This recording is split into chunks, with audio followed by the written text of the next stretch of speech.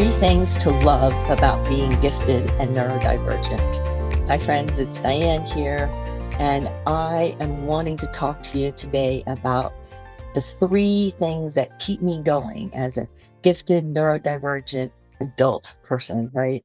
When I was younger and people kept telling me I was gifted, I didn't even know what it meant.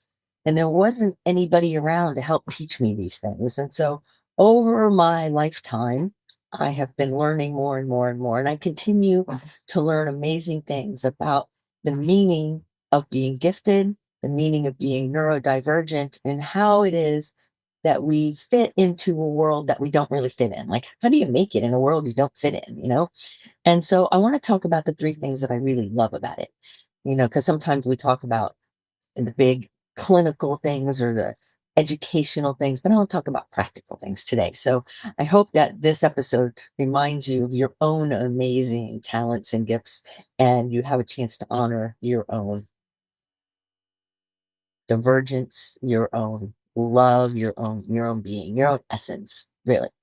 So the first thing that I really love about being gifted and neurodivergent is challenge. I've always loved a challenge. In fact, I'm wearing my University of Florida sweatshirt that I got years ago that has satin on it. It's beautiful, and it reminds me of the challenge. I could say college, but it was a university, right? The challenge in life is to resist the way that people pathologize things. People try to make ADHD a pathology or try to make being gifted a problem and all of those things, when really it is the doorway to the answers that we seek. That I grew up believing that there was something inherently wrong with me because I did the world differently. I loved challenge, especially thinking and academic challenges and knowledge-based things and athletic things. I loved them. And I was put down so much and made fun of and humiliated so much that I went way within and I shut off and masked off those parts of me that really loved challenge. So I secretly did it. And as I've gotten older and I've shed the pain from those um, uninformed things that people said to me and did, I have become more and more involved in the whole idea of challenge because we love it. People who are neurodivergent love challenge. Gifted people love challenge. Give us anything to research or understand in all different kinds of ways. Challenge is important. And I love that part of me. I love that when somebody says you can't do it, I say, watch me. I remember doing that in high school before I even really realized what gifted meant. People used to say, well, you can't do that. I'm like, really? And I would pull it off, and usually faster than other people too. Like I had to do it more faster. In fact, I even wrote in my high school yearbook when they asked the seniors, for our comment or statement or whatever. I remember that it's in there that I believed that as a girl, as a woman, that we had to do twice as much in half the time in order to seem like we're even with the guys. Yeah, that was a pretty big awareness for somebody who was 16. And but I didn't really even know the gravity of what that meant until much later in my life, when I have been put down and made fun of over the years for being short or being a female or being blonde, whatever it was. Today I look back and say, thank you to all those people who were ignorant and just didn't know any better, because what they missed out on is the connection with somebody who's really gifted and loves challenge and can rise to any occasion. And so I think it's important that we remember that, right? We go through the ups and downs as gifted people, as neurodivergent people, because the world doesn't really understand us. And one thing I was saying to one of my clients just the other day was that even though we can all say, okay, well, we're in this group called gifted, or we're in this group called neurodivergent, or we're in this group called twice exceptional, even though we can say we're in that group, there's a lot of variance within the group. So I think the challenge that I love to embrace is that everyone ought to step back for a minute and pay attention to honoring the diversity and beauty and essence of all of who every one of us is. That we can use the labels as descriptors, but they're not our identity. It's not all of who I am. There's much more to me, there's much more to you than any label could ever point to.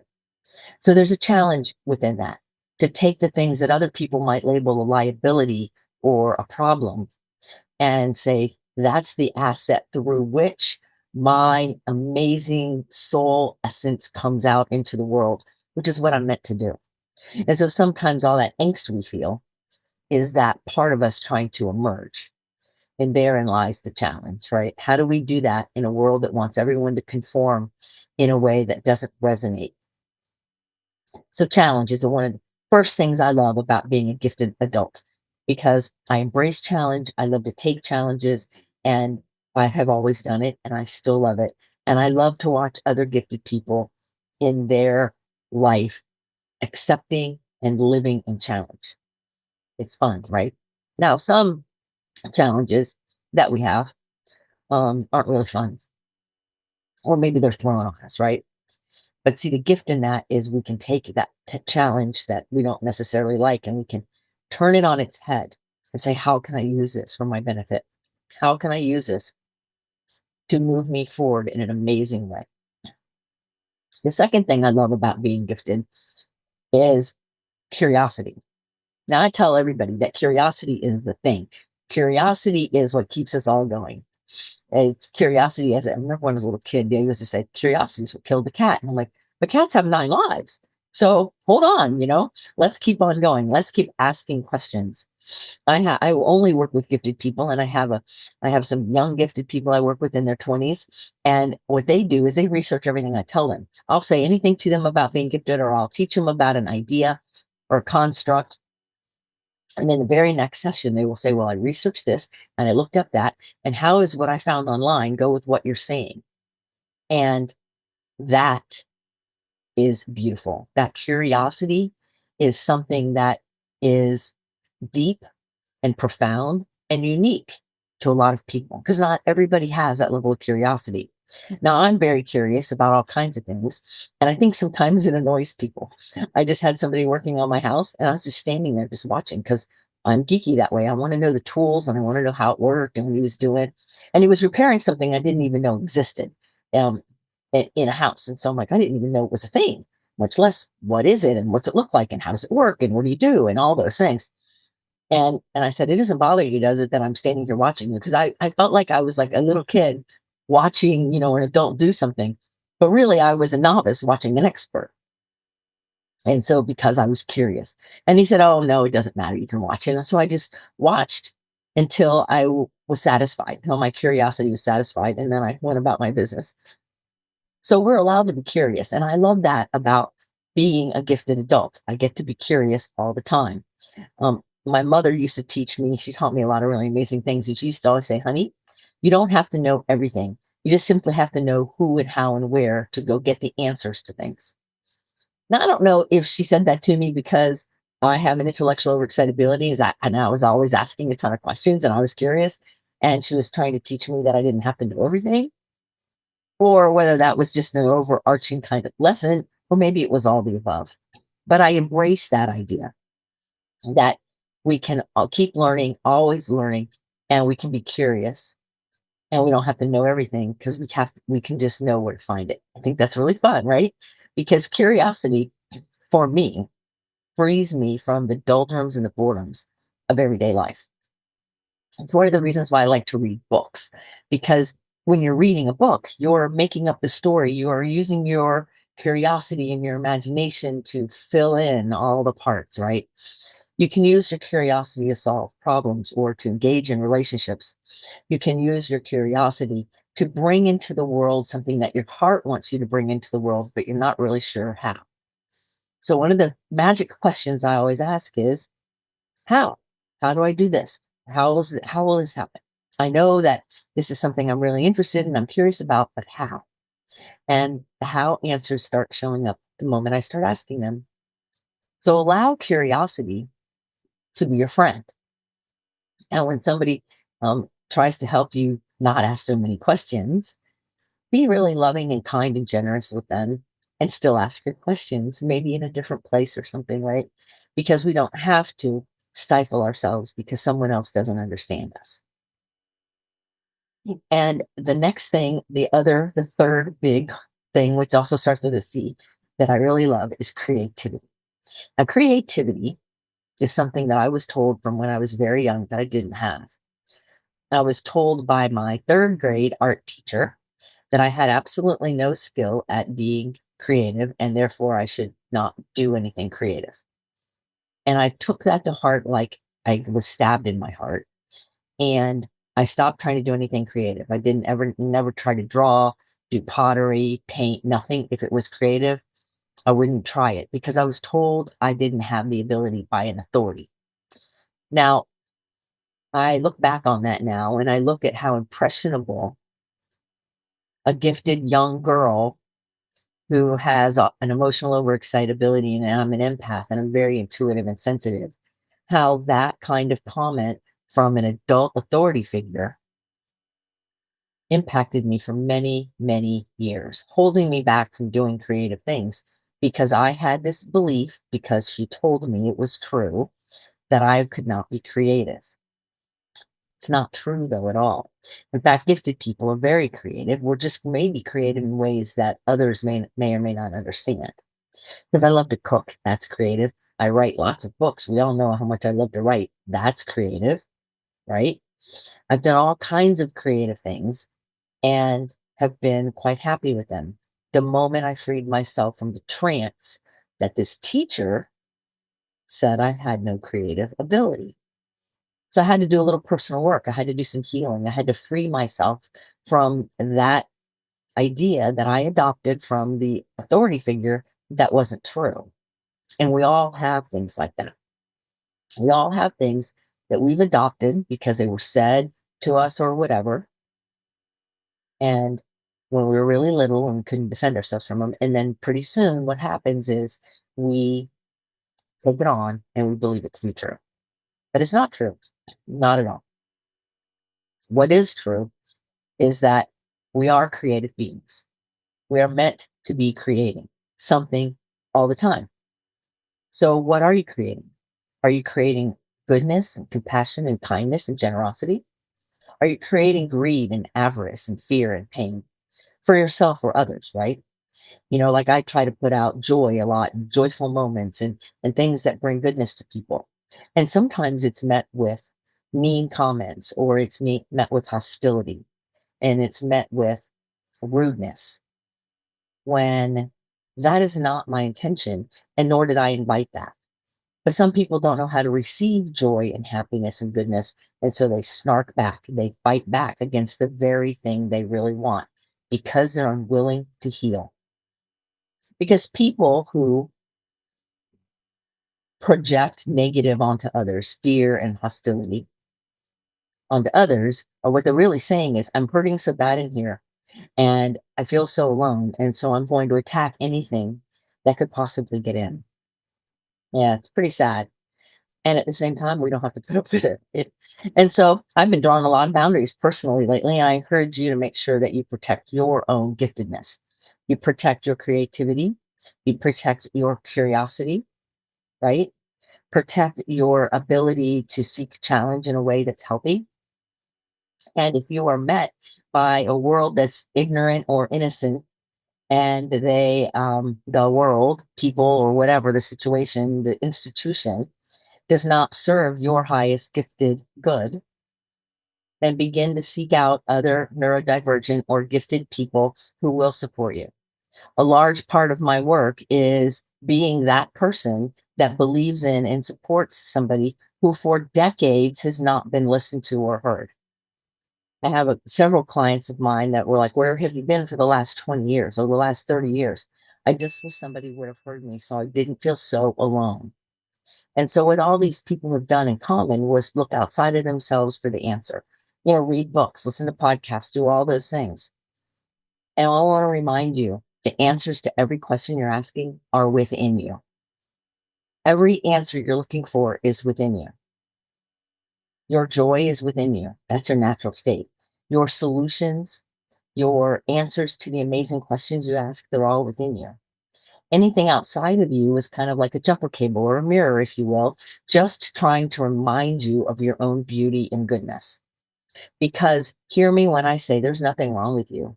You are perfect, you are whole, and you are complete. Where any error could be that could be causing you a challenge is in how are you navigating an insensitive and sometimes hostile world when you have a very sensitive and kind, loving soul. How do you do that? Yeah. Sometimes it's a little tricky. So we hang out together and we support each other. We allow ourselves to feel the challenge of being gifted, to be challenged and challenge ourselves in creative endeavors. That's what we do. And we allow ourselves to be in community. So I want to support you in that, in making sure that you build multiple peer groups, that you allow other people who are twice exceptional or gifted or neurodivergent, whatever word you want, allow people to be in your world. Allow others to be there for you and you be there for others. You know, the golden rule is do unto others as you would have them do unto you. But the part that a lot of people leave out is and do it first. So if you would like people to be there for you, you be there first, right? With healthy boundaries and allow yourself to have connection with other people in a creative, beautiful, curious way. That is what's important. I have a little story. Story is about these two friends, and I've known them for a long time. They've been friends of mine for a long time, but I watched the two of them because there's this cute little dance that they do that I think is so sweet. And they're both gifted, and they both are neurodivergent indifferently, but still the same, you know, still gifted and neurodivergent. And one of them is like this creative artist person, loves to like draw and do sculptures and does all these really amazing things. It's just really fascinating. And the other person is more of an academia type, right? Does a lot of reading and writing and learning and asking questions. So they have a lot of similarities in their curiosity and their challenge and their creativity. It expresses differently. But yet they sometimes are a little bit jealous of each other. Like the one who's the reader, you know, the academic one. It's like, I wish I could draw. I wish I could, you know, do a pottery like you do, you know, to the other friend. And they go back and forth with wishing they could be like the other or have at least some of the skills of the other, right? And so I watch it a lot and I think, well, I don't really have a lot of the same gifts either of them have. I hope have a totally different set of gifts, and I'm gifted and neurodivergent. And so when we create this triangle, and there's a lot of friends in our friend groups that are like this, where we're the same but different. We all have a lot of the same things, and we understand multiple trains of thought at the same time. We understand ADHD paralysis, where we just go in circles and we can't get anywhere. We understand how sensitive we are to overwhelm. And the beauty of our own calling shows up differently for each one of us. And so I want to remind you that your calling is uniquely yours. There's no other person that has the same calling you have. That's where the curiosity and creativity come in. Because the question is, how are you going to bring it out in the creative, most amazing way you are designed to do? That's what's fun, I think. And so you're meant to bring it out. Wasn't a conference call. There's nobody else in the whole world that has the same calling you have. And nobody that has the exact same constellation of talents and gifts and creativity to orchestrate that very cool heart's desire. So I want to encourage you to go out there, go into the world, and bring that part of you forward in the best way you know how. That's what I want to encourage you to do. Because the three things I love about being gifted, having challenge and being creative, right? And having curiosity are just the beginning of how magical and fantastic our lives can be when we're willing to be in the process. Because is every day magical and happy and wonderful? Absolutely not. It's difficult sometimes to be very intense and have intense feelings. It's difficult sometimes to break generations of patterns that we didn't even set up, but yet we have been living out. It's difficult sometimes to feel heard and understood. And at the same time, we're uniquely qualified to free ourselves from that trance, or we wouldn't be given the gifts to do it. And we wouldn't be given the ability to have the awareness to know that it was something to do. So I encourage you What are the 3 things you love about being gifted and neurodivergent? Send me a note, put them in the comments. What are the things that you love? What are your top 3 things you love about being gifted and neurodivergent? And as always, feel free to email me or set up a get to know you call, and we can chat about this or anything you want to, because what matters most is that we're all connected and we all have an opportunity to be heard. So thank you for listening, and thank you for being here and being part of Someone Gets Me World. Please share this episode if it was enlightening for you or it was something that you think somebody else could benefit from. And in the meantime, keep your face to the sun so the shadows fall behind you, because you're a rock star. You are here on purpose with a mighty purpose. So go out there, let your light shine, bring that inner fire to life. And until the next episode of Someone Gets Me, this is Dianne saying, be well.